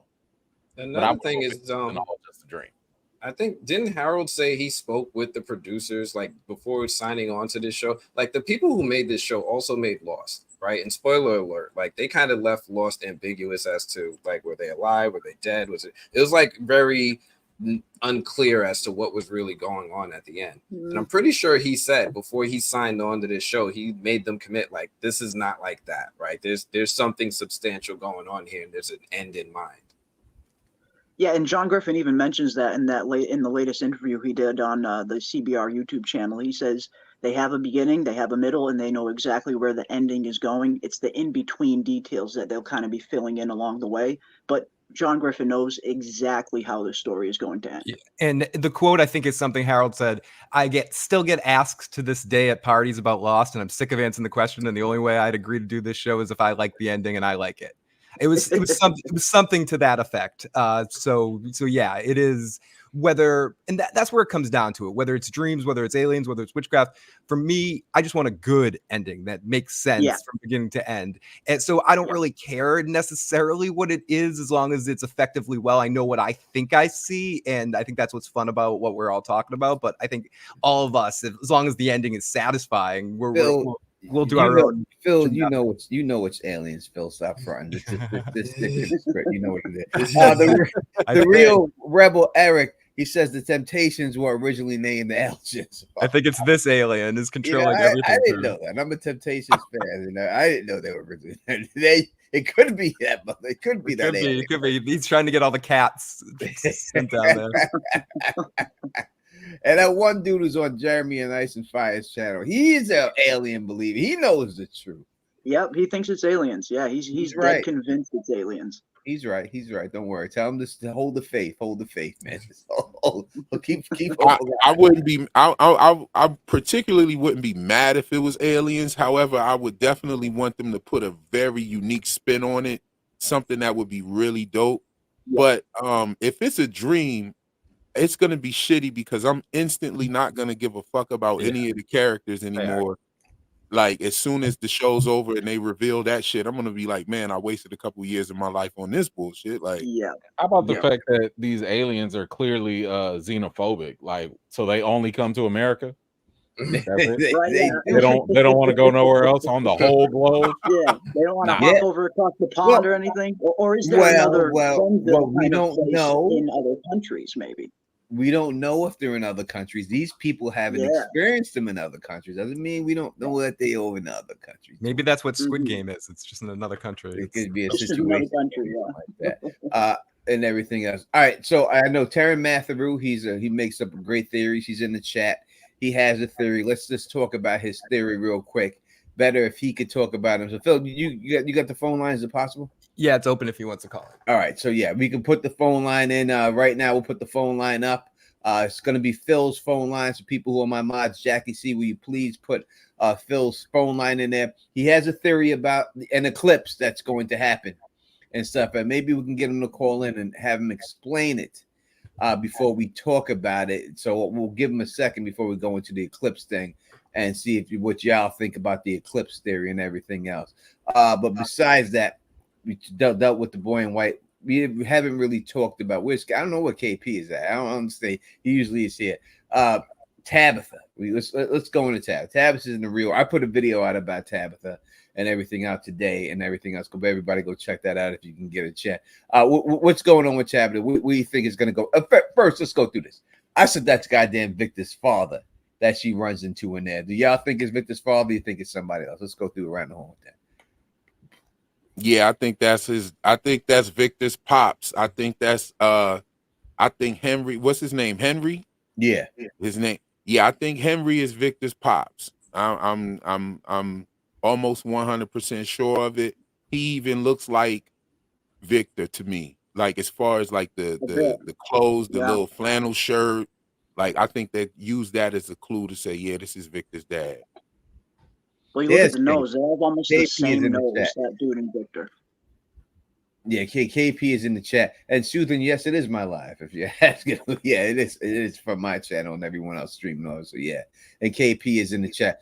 Yeah, Jeremy, what you say? Say we didn't hear you. Yeah, it's got to be either Victor and Eloise's father or some other very close familial bond. Like you said, Real, he does kind of look like Victor, not just the clothes, but if you look at that dude's face, you know, the nose and the eyes, he's got very similar features to Victor. They almost have the same nose. But yeah, you see the pictures on the wall. I mean, they're a little hard to make out, but they do kind of look like a young Eloise and a young Victor. Then the pictures in the basement, I get the feeling that this, whatever house this is, if it's not Victor's father, it is some other family member of Eloise and Victor. We do have Taryn on, I think. All right. Hey, everyone. What's going on, There he is. How's it going, Hey, everyone? Hey. Would you like me to tell you what I think is going to happen in season 3? We would like you to go to the eclipse theory is what we were talking about a little bit. Oh, the eclipse theory. Okay. Yeah. Well, with the eclipse theory, there's a couple of images of what looks like an eclipse hidden in the background of the show. And what I found interesting is, you know, the animals are out at what seems like night. And you've also got Ethan and Julie opening the door and then looking surprised to see a monster there. Like if you're opening the door at night, let's say it's like someone pretending to be Tabitha saying, open the door. Would you open the door and be surprised to see the monster there in such a like shocked way? Or would you be like, oh, we've been tricked? Like, I don't know. It just felt strange for them to open the door without even looking through the window to see who was there. You know, they opened it very slowly. You know, if you thought someone was in trouble, you'd yank it right open, but it's a very slow open. So obviously, you know, I thought maybe it would make sense if, you know, Boyd and Fatima and Mrs. Liu and Jade are at the barn. You know, they're doing their thing. And then suddenly there's an eclipse. The monsters come out of that black hole that seems to be near the barn in Victor's peach map. Maybe there's like a secret tunnel there, a secret cave exit there. Maybe they climb up the ground like zombies. You know, maybe they pull themselves through the soil. Because I noticed some of the actors have been sharing zombie emojis lately. Not sure why. We'll see. And yeah, so maybe this eclipse happens. Ethan and Julie think it's daytime, so when there's a knock on the door, they open it, and suddenly there's a grandma monster there, and it's nighttime, and they go running. So that's kind of where I'm at with the eclipse stuff. And I think it's Fatima in the barn having a baby ripped out of her belly, which is why Boyd is saying, "You're so strong, you're so strong." I think they're giving her a cesarean section, because what we know is that Fatima's surname is Rostami Hassan. And Rostami is a reference to the legend of Rostam, an Iranian sort of mythological figure. And he's very well known for needing to be cut out of his mother's belly. In fact, the word for cesarean in Iran is Rostamzad. So I think either way, she's going to definitely have a surgery to remove the baby, whether it's by Christie or whether it's by the monsters. I don't know. I think it's the monsters telling her to be strong. I think the showrunners put an ambulance in Fromland because someone's going to need to be saved with professional medical equipment to make it believable. So I think Fatima has the baby ripped out of her. The monsters disappear with the baby into the tunnel. Fatima gets saved in the ambulance. That's why the episode after the sort of sunlight reference episode, Daylight or something, is called Scar Tissue. That's because Fatima heals very quickly, just like everyone else does in Fromland, except for Jim. So yeah, that's my thinking there on why she has it ripped out of her. And I think it's Mrs. Liu that actually dies for the reasons everyone's discussed already. So that's about it, really, on that. I also think Eloise is Tabitha's mom, by the way. I'm just putting that out there. What? Eloise is Tabitha's mom, he said. That's dope. Dropped it at the end. That whole theory is dope. Like, if that theory comes out to be true, then people really gonna have to start looking a little bit more at Terrence's theory for sure. Yeah, we could talk about that a little bit later. I'm sharing the eclipse photos that are seen on the show if you're interested right there. All right, let's talk about a little bit about the eclipse situation. What do you guys feel about his eclipse theory? I know it's a popular theory. Do you think that possibly there's an eclipse catches people off guard, and that is why the monsters are able to get the upper hand on them. I like the idea of the eclipse in theory, and it's something that we've discussed too in the past. Taryn definitely goes into some interesting details about it, which could very well be true. When I see that trailer, when I see the cow outside, part of me just thought that maybe the monsters let them out to lure them outside. And eclipses, I mean, I know this is Fromville and it's very weird. We don't really know how the atmosphere operates. Eclipses usually it's not instant. Doesn't instantly go from light to dark. So if eclipse does come around, they should have a little bit of time to kind of get inside and get themselves safe. But again, this is Fromville. Maybe it happens a lot faster here. But I do love the idea of an eclipse in theory. They're just out there doing their day-to-day chores, and all of a sudden, boom, it's becoming nighttime. But I don't know if that specifically is an eclipse in season 3. Yeah, I agree with you in that a natural eclipse, the maximum it would last is about 6 minutes. And they would have a fair amount of notice if it was a real eclipse, but it must be a magical eclipse, right? It probably happened suddenly. I wouldn't be surprised if a similar eclipse happened in 1978, and there's like a cycle where an eclipse will happen when it's almost like a cheat card that the boogeyman uses when he really wants something. Maybe he can only use it when he saved up enough power or something. So this time he wants Fatima's baby, so he uses it then, when she's out and vulnerable in the barn, doing whatever. Maybe in 1978, it's because everyone's trying to escape. Children are in the tower, so he uses the eclipse then, because it's still light when Miranda goes outside, which is interesting. And then maybe that's how they got everyone outside. Maybe there isn't a betrayer. Maybe it's an eclipse. Sorry to speak so long, but yes, I agree with you there. Thanks for the call. We got other calls coming in. Taryn, we'll definitely have you on the panel one of these days soon, and then we'll be able to go into all your stuff and everything else. Thanks for having me on. Really enjoy watching you all talk. Goodbye. Thank you, sir. That's Taryn Matheru, New York Times best-selling author. Taryn Matheru. Go check out his work. These pictures that Real says are eclipses. To me, it looks more like a portal, my brother, on the top than an eclipse. But I understand why people would say that you could see the eclipse, because there is that right there. Area code 401. What's going on? Hi. I didn't know if it's a good time to call in or not. It's always a good time to call in. Calling it.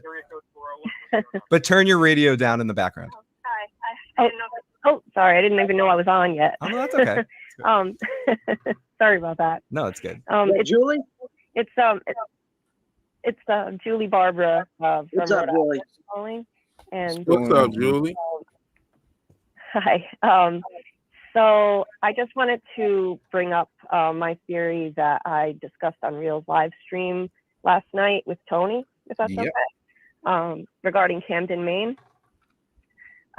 So a lot of people have been guessing that Tabitha is in Camden, Maine, based on the image that everybody was Google image searching, and a lot of people have been throwing around Camden, Maine. Now I didn't even need to Google search it. I know that view, but anyway, just to start off, I think Tabitha is definitely there for Rio. Now, why do I think that? The season 3 description says the residents will be tantalized by the very real possibility of escape. How would they suddenly feel this hopeful unless they learn Tabitha got out? So first of all, I believe Jim will get a phone call from a voice like the one from the radio that taunted him about his wife getting out. That's going to taunt him about his wife getting out. Your wife shouldn't have left, Jim, as Jeremy says. But that's going to be hard for people to believe. So they're going to need some more proof, I think. Now, I've always been convinced that Tabitha is in Camden. And the reason why I recognize the view from her hospital window is from my hikes there in 2017, excuse me, in 2021. I fell in love with that view. I spent hours staring at it. And yeah, I believe that is it. Now, the new ambulance says Knox County on it. Knox County, there are 9 of them in the US, and Camden, Maine is in one of them. I think that is too much of a coincidence. So combined with all of these clues, I think Tabitha will most likely be in Camden within Knox County, and the ambulance will also be from Knox County. We've seen other weird coincidences like Marielle's bus showing up here while Christie's here. So it's kind of going to be, I think, another mind fuck like that. And this should be how everyone finds out for sure Tabitha escaped. Now, there's you also saw that patch, right? The cop patch, which I thought was Batman genius level detective work on your part. The patch thing was pretty cool. Thank you, Jeremy. I appreciate it. As always, I appreciate the kind words. I think that now we have a new cop character on the show. Her name is Acosta. A cop would definitely have talked to Tabitha after she just turned up laying on a hiking trail after being reported missing for so long. I mean, in the world of the show, it's actually not that long, but still, she's reported missing. And so I think Acosta is going to be the one who spoke to Tabitha, and she'll be able to tell everyone that she met Tabitha. This is how everyone will know for sure that she escaped, and that this mindfuck phone call that I think Jim is going to get is legit. So that is my theory on that. I think it's a beautiful theory that actually inspired my theory that I just put out there today. It's a little different than your theory and everything else. So on mine that I said it to you last night, actually, when I made it up on the air when you were there live and stuff last night on Reel's channel and stuff. So I believe that when you look at people who are missing, people who are always missing, number one thing is they're going to get interrogated by police officers because you've been missing a long time. Now you're showing up here without your family. I think that when she goes inside of Victor's father's house, I think when she's in the basement, he's going to call the cops on her. Now she'll be known as a escaped hospital person. They'll bag her up, think she's crazy. They're going to throw her with that cop inside of the ambulance. And when they're driving in that ambulance dude is going to see the tree. And then he's going to get sucked in. And that's how they get sucked in. That's how she gets sent back. And that's how she's there. I think it'll go down like that she's in there. She gets sucked back. They bring her back in there. And that's how she arrives back and from. Because there's no reason to have a cop in the ambulance unless there's somebody that you're transporting that is a prisoner that you have to transport. Yeah, I think so. I believe that. I don't know about the theory about Tabitha. However, I definitely rock with what you say about the ambulance coming in, because there will be some actual useful stuff out of that ambulance probably that they can use. I remember Taryn is who actually caught the patch clue, and he also said that there could be some medical supplies that they use in order to facilitate the birth situation with Fatima. You know what I'm saying? But yeah, that whole theory is jam-packed and it's real dope. I think that y'all really did y'all thing on that. Julie and Taryn put that together, and they were definitely cooking in the Discord when that went down for sure. Yeah. I mean, Taryn, like I explained, like I spent hours kind of diving down this rabbit hole, and I explained it to Taryn, and then he looked up, the town crest of Camden, Maine, and he found the boat. There's a boat on it, and there's also a boat on the officers. You can't make it out very clearly, but it does look like there's a boat on Acosta's jacket. So yeah, Taryn got the boat part, and then just putting it together with everything else that I was theorizing, it just came together. It just fits, right? I mean, I'm 100% convinced now that this is what's going to happen. She's really in Camden. We've all been wondering, like, where the hell is she? And I think this is it. I think this is it. I mean, what are the odds, right? That it would be, like a Knox County ambulance coming in. It looks like Camden, Maine. and Camden, Maine is in Knox County.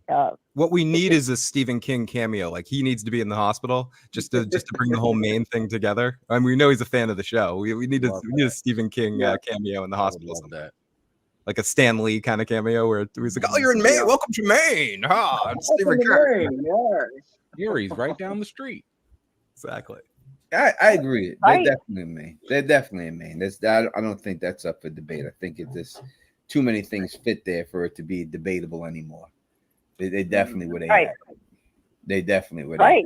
Now now we have your theory with the phone call and the cop going there without Tabitha. We have my theory with Tabitha being inside the ambulance with the cops. I think both are very plausible. We'll just have to wait for the show to find out. Yes. Right. Yeah. I mean, it could go either way. I think your theory, Tony, your version of it, like, it could play out that way too. But either way, I think it confirms Tabitha is in Camden, and that ambulance is too, because that just is too much of a coincidence for sure. So yeah, I was psyched about that. I very much enjoy, theory crafting, and I spent all night just working on this one night, and yeah. You've been killing it lately, Julie. I enjoy it. You hit the ground running, and I've been killing it with the theories lately, and it's very impressive. No doubt about it. Well, thank you. We got another call, Kendall. We love you. Thank you, and I hope you guys do that women's stream out. I'll be there with bells on, ready to watch it. Thank you so much. Yeah, I'm hoping I can get a channel started soon. I really want to do that. So thank you so much for taking my call. I appreciate it. No, the pleasure is all ours, babe. And with that, All right. I'm going to have to bow out as well myself. I have another engagement in a few minutes, but I want to thank you so much, Tony, for throwing this awesome panel together and bringing these awesome content creators together and the awesome chat together. These are always incredibly fun discussions. I love talking from, and bring on season 3. That's so, Jeremy. Thank you for rocking. Please put Jeremy's link in the chat, my mods, and people go out there, subscribe to Jeremy's channel. He's doing from videos and other videos and stuff like that. He's got his own Discord and everything else. Everybody support everybody that's rocking with us today. Yes, indeed. And I'm enjoying all the theories. I thought that it was real dope how they put that together. And this has been an awesome stream for me as well. I gotta go as well, but I will definitely be looking forward to this next one. I think that the content creators of From should definitely stick together, because this show is about to blow up, and the big content creators are really gonna come and like swoop in and take all the shine. But I think if we stay on it, stick together, that's something that the big content creators don't do, which is the live streams and shit. So I think that we got a winner with this. That's what's up. Thanks for rocking, man. Appreciate it. Indeed. Peace. All right, we still, and there was 4. And the chat, and we still got the chat. All right, Phil, hold it down. Y'all cool with chilling for at least a half an hour more? I got a little bit. I got a little bit left. All right, we got a little bit left. We'll keep going. You got more calls coming in, Phil? We'll take the calls. Yeah, we get some more calls. That some people that just called. I missed your call, 708, and I think what's 323. Definitely call back, and we'll get you back on in a second. Oh yeah, I guess that didn't take long. Area code 708. Welcome to the show. What's your question, comment, and who are you? Damn it. Hey, it's Chicago-made gaming and media, Jackson Rings. Welcome to the show, my friend. Hey, what's going on? I have a couple of things I wanted to say. I don't know if I'm excellent, but so I think first of all that this could be the origin story, and to show us where the humans originally come from. Now it's so this is going by the rules of infinity.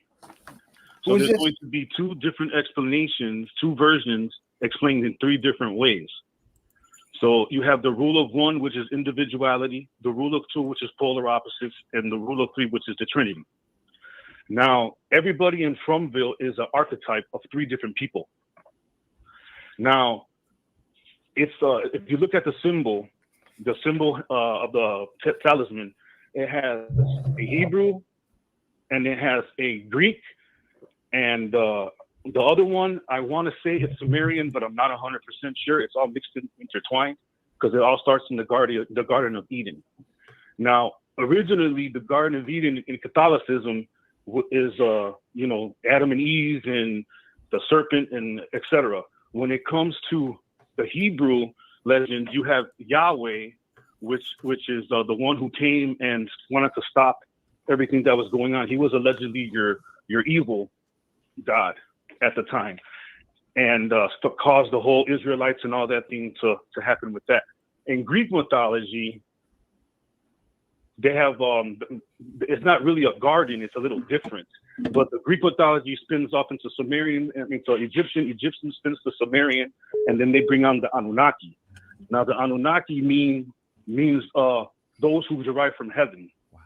So when Anunnaki came down, which is Anu, who's the king of Nibiru, who came down here and sent his 3 sons. That's where the Trinity comes from. This is some Dan Aykroyd stuff.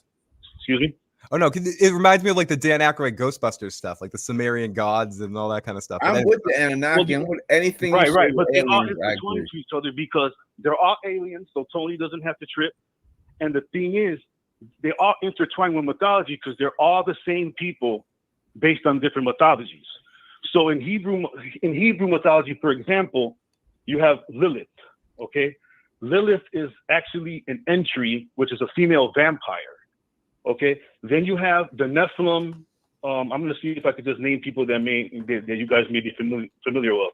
The Beast of Revelation, succubuses and incubuses, Behemoth, Leviathan, the Witch of Endor. Those are all different types of Hebrew and Jewish mythology creatures. Okay, and now when Star you Wars. intertwine them, let's say, for example, let's take Anu. Anu is the king of the Nibiru, who is also Zeus. Okay, Hades is actually Enlil, which is actually Amun-Ra in Egyptian culture. And Thoth is a better example because Thoth is actually Nigashina in Sumerian. He's actually Quetzalcoatl in Mesopotamian. He's also Christ in Catholicism. He's Hermes in North mythology. I mean, in Greek mythology, and in North mythology, he's Odin. So these characters are all the same people. The mythologies are all based on the Sumerian Anunnaki who allegedly came here. Now, there's not too many themes besides the creatures. Like, okay, let me give you an example of the nightmare creatures. Everything, because you guys were talking about the forest. The forest is not a nightmare from people's consciousness or subconsciousness. The forest is like in the middle, where it has all the creatures from all the mythologies. Okay, you're going to see a little bit. So when Terrence says there's going to be a Bigfoot, and in the water they have the giant squid, that could be Cthulhu, also known as Leviathan. So there's so many, and Cthulhu's like H.P. Lovecraft, but he has an added into, but he would be the one in the water along with Leviathan and. All right, we got. I appreciate it. We're gonna try to go through. We got other people calling. This is a huge theory you're talking about here. I mean, I can't get with the Bigfoot stuff. I don't see Bigfoot here, but the other stuff, the Anunnaki, as someone says, Anunnaki does sound like Anakui. That does sound familiar. So maybe you're definitely onto something. I definitely call back when we have more time to discuss everything that you're saying, because you're throwing so much at us. It's too much for me to respond to. I can't remember it all. Well, I understand that, but there's so much that you wouldn't have to just give feedback. I just wanted to give you my kind of like take on everything, because everybody's correct. Like Percy was right. Not everybody understands what Percy's saying. Everybody's right in their own way. They're being explained 3 different ways. So you're getting the explanation. Everything is being explained in 3 different ways. So the origin story is our human, where we come from, where the people in Newfoundland came from, and the indigenous people who came from the earth. I mean, from the United States. Like indigenous, like the Wendigo. You ever heard of a Wendigo? The Wendigo, once you start cannibalism, it's an indigenous curse that once you eat a human being, you become a Wendigo. And the nightmare creatures are a combination of the Wendigo, the Fae, and a troll. Okay. All right, man. So every monster. Okay, but go ahead. I'll see if I can call back whenever everybody gets a chance. You guys are still on. Definitely. I appreciate it, man. I appreciate it. Yeah. Now we have the voice of 916. Voice my of head 916. hurt. My head hurt. I promise this will make your head feel better. Welcome to the Listen, show. I've actually studied these things. Like I did religious studies, so I knew a lot of the things that he was talking about. I just don't know if we were still talking about from. I'm like, I'm with you with the Nephilim. I'm with you with the Jewish. I'm with you on all of that. I need. Yeah, I hear you. Yeah, the boy in white Jesus. Like, what are we saying? That some people have said that. I think to me, and I say it all the time to people, that when you deal with a television show, it has to be something that everybody will get. So all that stuff you say is great, but the people who write a television show, everyone has to pick up on it. If you're the only one who's picked up on it, it ain't working. Or it's bad writing. Mm-hmm. Yeah. Yes, I agree with that sentiment, and that's one of the reasons why I like to. I know we deal with weird stuff with this show, but I try to still follow. 9916. What is the simplest answer? Even if it's weird. 1 second. What is the simplest way? You're correct. Is it aliens? Is it time travel? Is it witches? Is it like it's the Arkham Asylum razor thing? And I know I said that's what I'm saying. Like it can't be everything because nobody's gonna understand it. Exactly. It's gotta be something. That's right. All right. You're in for a treat, Emmanuel and Anthony. You're about to hear the voice of 916. Go ahead, my lady.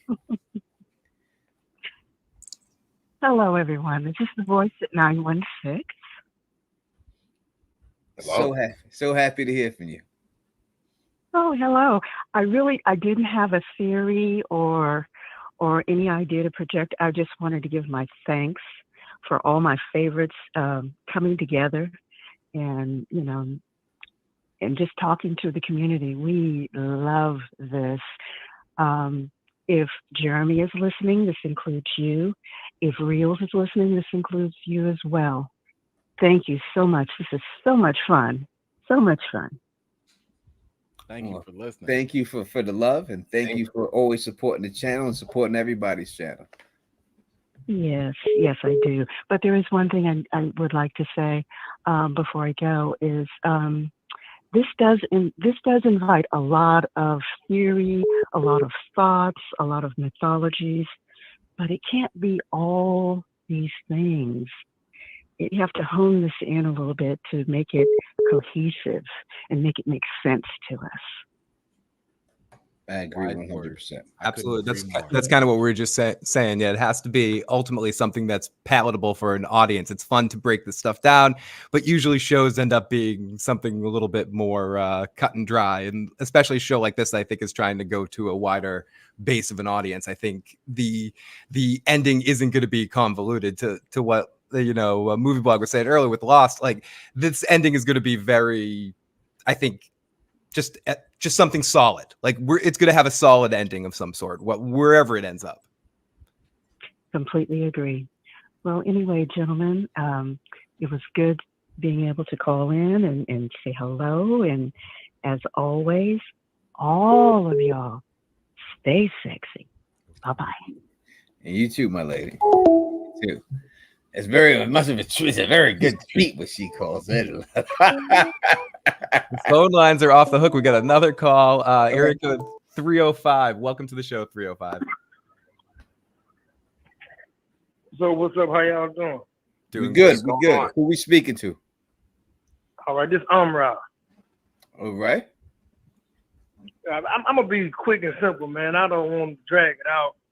I'm just gonna say basic things that I think was going to happen as far as I think this season is going to dive into the history of, how Trump came about. I really believe they're going to try to give us, some details on how this place even began. Yeah. And I also think that they're going to give us some more history on Victor, because I just don't understand nothing about this guy. You're not the only one. Right. Okay. So that's really what I just wanted to say. And this is a nice live stream. It's very entertaining. All you guys coming together, Other than that, I'm simple with it. I really believe that And also, I believe they're going to bring the scary back. They're going to have to bring the fear back because they kind of lost me with the second season. I agree with you on that. I'm with you. They got to make these I'm monsters going to more drop of a the threat. line, let somebody else get on it, Thank you for a call. We truly appreciate it. We go Anthony E. Man. Do you think that they need like they did water down the monsters last season? Yeah. Right. You had the whole Ellis escape, and the guys are right next to him, smiling at him. Yeah, it was almost slow motion, Tony. Yeah, then he goes in there, then Fatima screaming in the window. Do you think that that's what they're trying to do? They're trying to elevate the monsters back to a point of where you need to be scared. Not I mean, that happened in The Walking Dead with the zombies. 1 second, caller. We'll get to you in a moment. They became comical almost. Do you think that they're trying to rebound from that?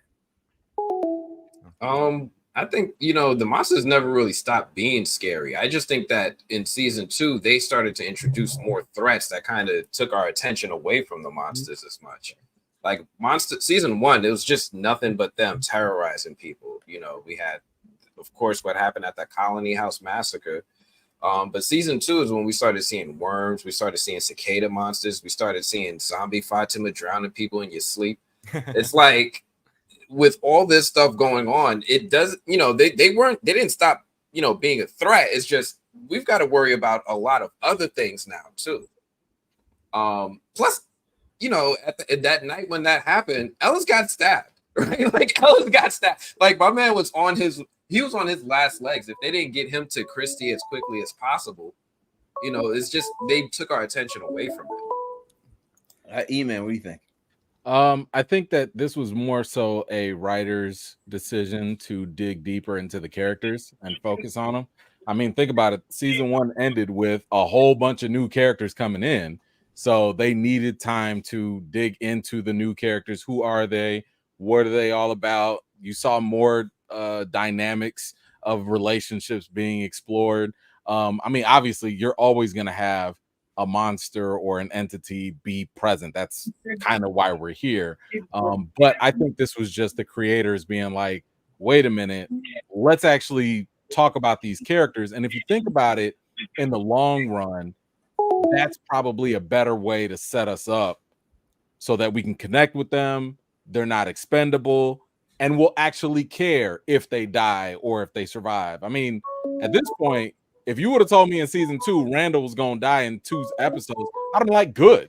Yeah. Now I'm kind of like, man, I'm kind of rooting for bro now, just a little bit. Let's see if he survives. So they have to take their time to build up the characters so we care, and then bring on the scary. All right. Area code 323. Welcome to the show. Hey, how's it going? Going well. What's your question? Who is this? Hey, this is Kevin from New York. Really, firstly, glad to that you guys are doing this. But it's not really a question because we've already talked about this a little in the show, specifically the competing forces that exist. And I wanted to, not trying to force this idea of good or evil, but when rewatching the show, I saw that the boy in white, right? Everybody's trying to figure out if he's good or bad. He keeps inserting himself into specific places where, like, when Elgin was talking about where he heard in his dream, he saw the boy in white talk about the music that helped kill, the box or whatever. So I was just wondering what you all thought or what your opinions are on if these forces, are they competing with each other? Even like, for example, when they were in the second last episode, when they were in the van, how like the other zombies, or like the other like white walkers or whatever, stopped and let this other entity come in. So I'm just trying to understand, one, is there a hierarchy of like more evil or less evil? And then 2, are they competing against each other? Because the boy in white seems like he's working against this other big, thing or whatever. So just wanted to understand what y'all thought of that. Great question. I wouldn't be surprised. This is from the makers of Lost, and they did create the smoke monster. And What was the other competing being in that one? Did they give him a nickname? Jacob. It was like Jacob and the Man in Black. If we're talking about the boy in white, and Tony's mentioned this before. Oh God, I'm sorry, smoking, forgetting what I'm talking about necessarily. But someone else go. I'll catch up to my thought. Yeah, what do you think about that? E competing. No, I agree. I do think that there are competing entities now. Whether these entities are equal, I think that's another thing to, I think that's what we have to find out. So, I haven't finished Lost. I tried it. It was too long. But if this was like a good versus evil, then, okay, I guess I could see that, chess game being played out. But right now, based off of what I've seen, this entity, this place, this environment definitely is evil because it gets its kicks out of seeing people suffer and die, and the monsters seem in tune with the place as well. And I do think the boy in white, again, I don't know if he's like as good as the place is as bad, because I haven't seen the boy in white demonstrate like the same level of control or ability that this entity has. The entity is able to, provide food and take food away and control the weather. The boy in white is just like, go over there. Now go over here. Don't make that person mad. Like, that's all he does. So I do think that there are dueling forces, but I don't know if it's like equal in that aspect.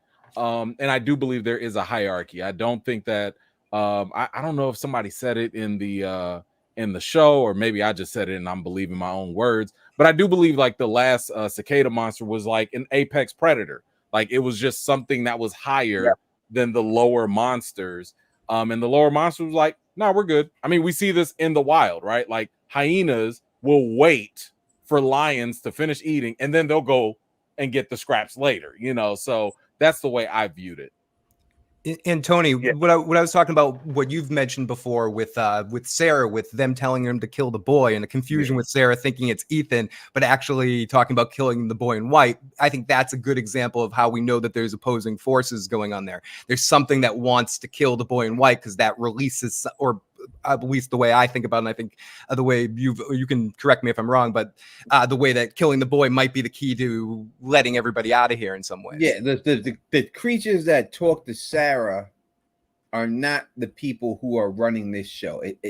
She has said specifically that these creatures are being held captive just like they are, and that they want to go home also. And they said to her that the reason how they can all get home was to kill the boy. At that time, she looked and seen Ethan there. But I don't believe it's that boy. I think it's the boy in white that she needs to kill. I don't think you can kill him personally. I do think you have to kill Victor, who is the grown man who is portraying to be the boy in white. I think that's how it goes down. But didn't you just say that you didn't believe that he was a boy because Sarah said he's not? That's why I said that it's Victor.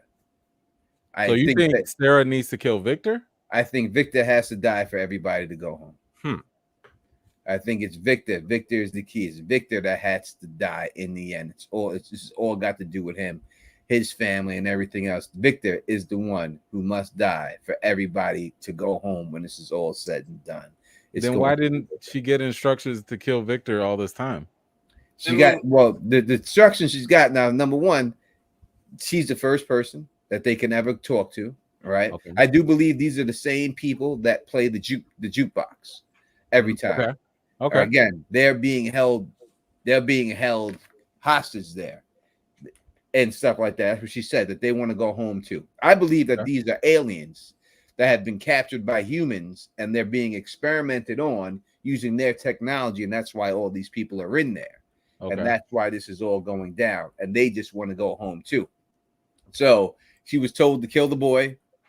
Again, in the first season, Victor was not on the main cast. He didn't get put on the main cast till the second season. So you wouldn't say that in the first season to kill Victor unless he was going to get put on the main cast, right? So that is that. So I think that's what it is. It says kill the boy. She looks up, she sees Ethan, she thinks that's what it is. But I really believe that it's kill the boy means to kill the boy in white. That's who has to die. Is the boy in Mm. white, and I think the boy in white is a manifestation of Victor. Mm. That's why you see that picture of the older man inside the exact same clothes as the boy in white. There's no reason to put a grown-ass man in them clothes. He ain't playing tennis. He ain't out there on the court.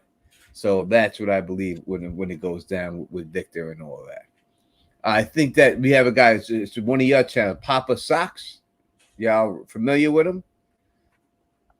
Papa Socks. Papa Socks. I think he's one of your channels. He's left a lot of super chats. He says, "So panel, if Tabitha isn't in the ambulance and comes back another way, what one necessary thing? If Tabitha isn't in the ambulance, what necessary thing does she return with? I mean, I don't know how to take that. I think that it would be more of a knowledge type situation unless she comes back with Victor's father or Victor's sister. So panel, if it isn't Victor's dad, what could he reveal that would be what moment of the season for you? Simple. He could reveal that he's Eloise's husband, right? Like if we find out that Eloise survived and made it into the glass tree and got pushed out the lighthouse, maybe she grew up, because if she's like the same age as Victor, she'd be a grown woman too. That could be her husband. He's the actor who plays that role that I'm saying is Victor's father, 72 years old. Okay. It's like Victor's like 50. Huh? Victor's like 50. Victor's 51. So he's 72. So Eloise, I would say, is a little younger than Victor. Listen, I've seen guys pimp it like that 20 years. I mean, listen, 16 years old, 16. The thing that makes it to me not believe that it's her boyfriend is definitely the father. I'm sure y'all been you're married man. I don't know. You're a married man too. You're both married men. And before that, I've never been to a woman's house or any house, family house, where they've had pictures of their spouse as a baby on the wall in a collage. Never been it. I've seen when you have kids, you have pictures of your kids as a collage on the wall in the house, but I've never seen someone have their spouse's pictures as a collage on the wall when they were kids on there. Never seen that in my life. That's shit for a grandmother's house. Yeah, so that's the main thing that makes me think that that's Victor's father, the age and the fact that he has pictures of those kids like they're his kids on the wall. It's definitely Eloise, same sweater right in the middle. We know that's her. So I just don't see Eloise's husband have a picture of his wife as a kid with her brother collaged on the wall like that. Usually that's for parents who do that stuff. And as for what he could offer that could be like, what the fuck moments, I think any information really, when it really comes down to it, regardless of who he is, and I tend to agree with everything you guys were saying, but it's really what he says and what he knows. Is he going to be somebody that brings in more information about what the hell is going on and any connection to how to go in and out of this place or what the hell's happening? And I think that's what I want from him as a character, not that I'm projecting all that meaning on this particular character, but that's what I want from the show. So I'm thinking, this is a new entity. Maybe he will bring that information in that I want. I figure just bringing it to the basement is, great. Yeah, that who knows what other crazy stuff is in that basement. So mission fulfilled. Thank you. That's right. We'll take this last question and we'll get up out of here. I know they got to go. Papa Sock says, final question, panel. What type of monster that we haven't seen would you really get you guys excited for the show? What would you like to see if you could see? Yeah. That's just an open question. A unicorn? Molly to come back. I mean, I think we get giant spiders. We've heard too much about them not to have a giant spider. But Tony, we were crying about that for Game of Thrones for years. Yeah, we never got the spiders. Maybe it's just our plight to never get the damn spiders, Yeah, exactly. I want to see the monsters from the drawings. Okay. So in the opening, you see a lot of all black draped looking monsters, and I'm like, what's that? Because clearly those don't look like the monsters that we're used to. So I'm like, what is this? Who are these things? What's going on? So I'd like to see more of the things from the drawings. All right. I want to see the flood. I don't know how I feel about the flood. Like, What do you do? Like, just get on the roof. That's I mean, it's like Tremors. They're all just taking on. Yeah, the they're doing on the picture. They're on that roof. You scared of some water? Like, grab a raft. I don't know. I want to see the rest of the map.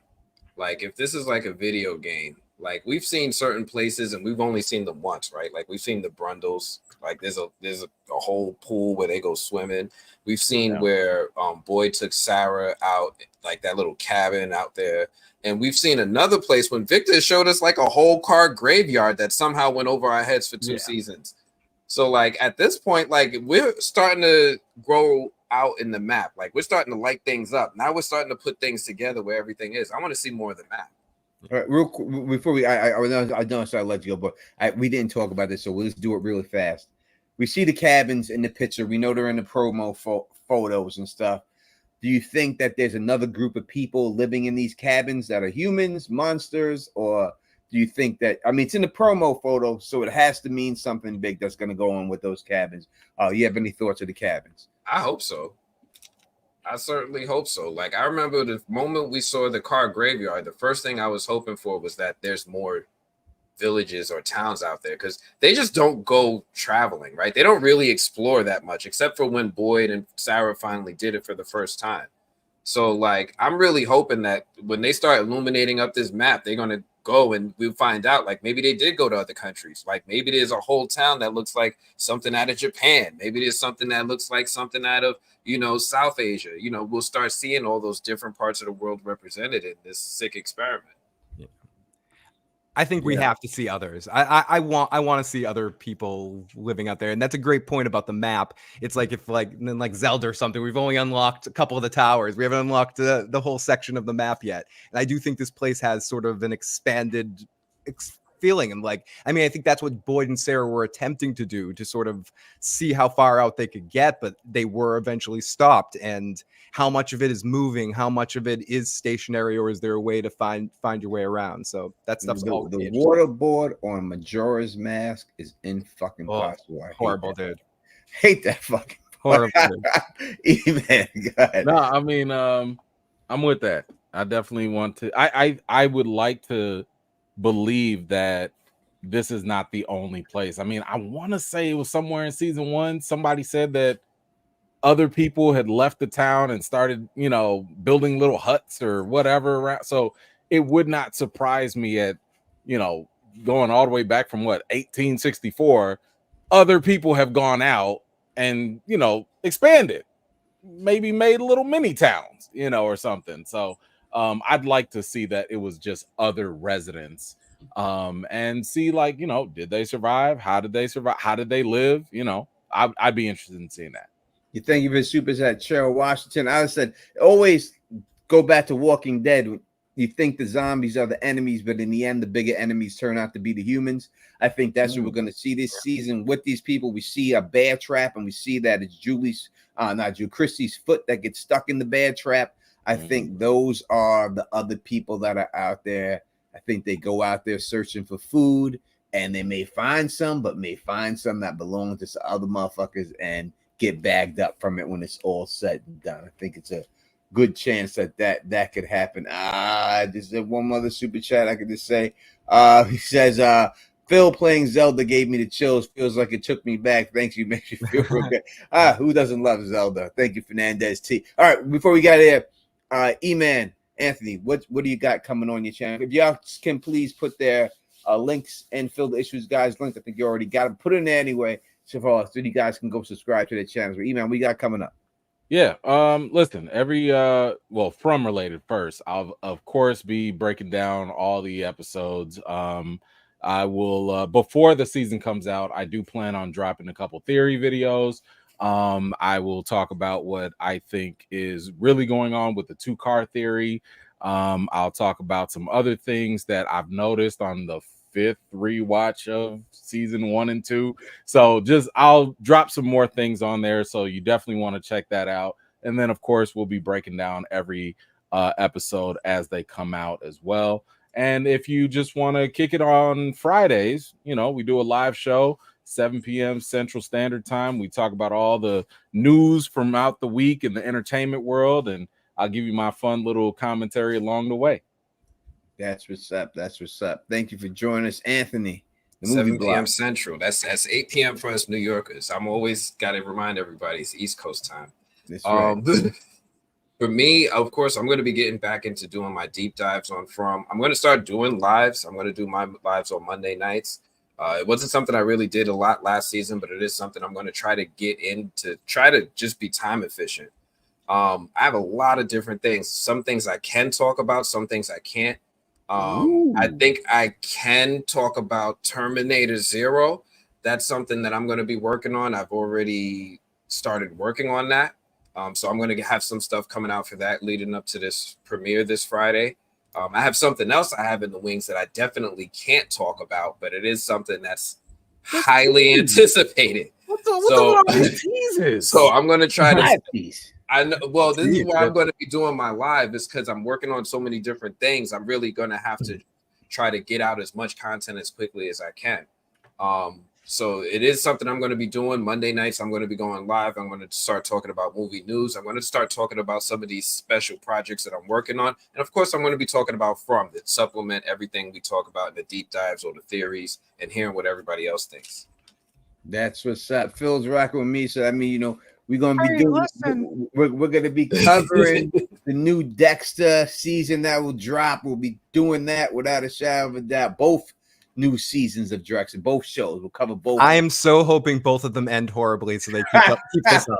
They have to keep this up. You can't just not keep ending the crap horribly. That wouldn't make sense. End terrible. They have to end terribly. You got anything else coming out with personally? And thank you, LG Gaming, for becoming a new member. Appreciate that. Got a Sopranos stream coming up soon for season 5 premiere, and then Joe and I have a catch-up stream that we're doing once he gets through a bunch of his stuff.